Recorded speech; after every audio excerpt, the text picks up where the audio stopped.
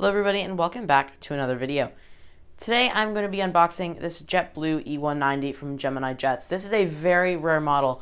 I got it from Bedfordshire Diecast. Aviation 18 said he used it, so I went over there and to my surprise I found this e190 and I couldn't find it anywhere, even on eBay. So this is quite impressive for me that I actually got to get this. So yeah, now I'm going to open up my JetBlue e190.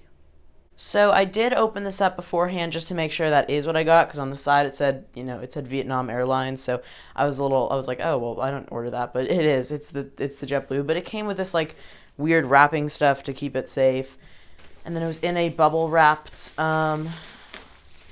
bag, and here is the model. So let me get right into it.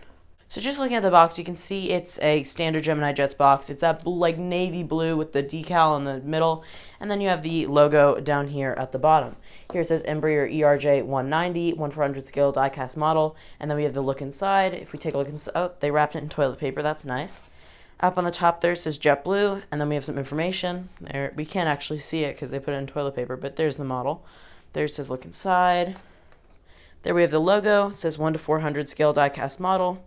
We have a decal, Gemini Jets logo, a dual collectible model, Gemini Jets, and then another decal on the Gemini Jets logo. So let me open it up now. So now opening it up, you can see it's pretty standard. It's the blue on top of the blue on the bottom of the clear. It's an extremely rare model. Oh, there it is. Toilet paper came right off. Look at that. And then here we have that paint protector. And then the model. Let me take this out. I'm going to get all this stuff out of the way and then we'll come back to you guys. So now just first impressions on the model. It is a beautiful model. There's something about the ERJ190 from JetBlue that really makes it stand out. I don't know what it is, but like this just on an airport looks incredible.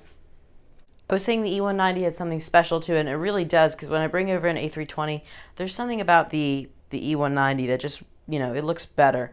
I don't know if it's the windows or what, but that's right on top of it. There's something about that E190 that just really stands out on an airport. So now getting into more detail on the aircraft, there you can see on the front you have the cockpit windows. There right below it, it says Blue Bonnet. That's the name of this JetBlue aircraft, Blue Bonnet. I don't think at this time, JetBlue at this time did not have the Fly-Fi, so there's no Fly-Fi logo next to it. That would have been really cool to see, but they don't have one. If I keep on moving it down, there you have the JetBlue logo, and then you have the E190 windows, which are I feel like they're almost bigger. So if I pull an A320 above it, you can see the windows don't look as big. But yeah, there's the windows. You have an exit door over that wing. There you have a wing that says the engine that says JetBlue.com, and the wing. If I keep moving it forward, there you have the registration, November 231 JBlue. It says Embraer E190. You have an antenna on the bottom there. No other antennas. It's just that one. And same with the Wi-Fi hub, because they have the they didn't have any Fly-Fi at this time. So there we have the last door there, and then the JetBlue tail. I'm going to get into more detail on the tail now. So here you can see this E190 has the barcode livery. The E190 almost has, just like Boeing 737, almost has a little bit of a down slant there.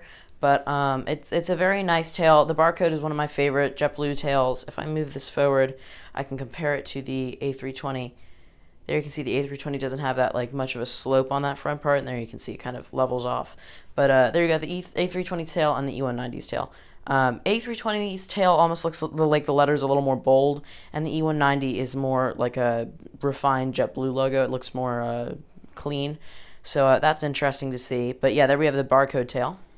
So now looking at the front of the aircraft, you can see we have the cockpit windows, the nose gear, and the two gears on the side, the main gears. Those are not like the CRJs. They actually put them on the wings this time. Thank you, Gemini Jets. But then again, this is an older model, so they were producing probably better quality. There on the bottom, you can see the engines, and then on the sides of the wings, you can see the winglets.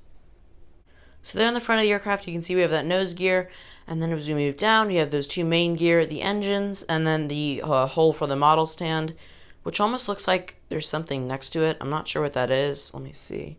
Let me get in closer here. Okay, that doesn't look good. Yeah, that can't be good. Alright, that looks like, that's some chip paint. There's definitely a paint chip. Oops, let me get that focus there. There's definitely a paint chip on the bottom of the plane. So, that's interesting. Alright, well at least it's at the bottom. Alright. As we keep moving down, there we have the antenna, the baggage doors, and then the Gemini Jets logo, because what would a Gemini Jets plane be without a Gemini Jets logo? So that's pretty interesting. There is a paint chip on the bottom, pretty big too, right next to the hole of the model stand.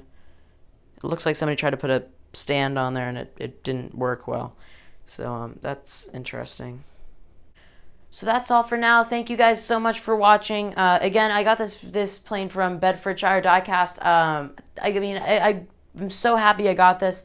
I still won't regret getting it. I'd get it again, even though I knew there was a chip on the bottom, because this is just such a rare model. But it's a little disappointing that there is a chip on the bottom, so I'll have to contact them and see what they say. But otherwise, this is an amazing model. Thank you so much, Bedfordshire Diecast, and thank you all so much for watching. I'll see you in the next one. Bye.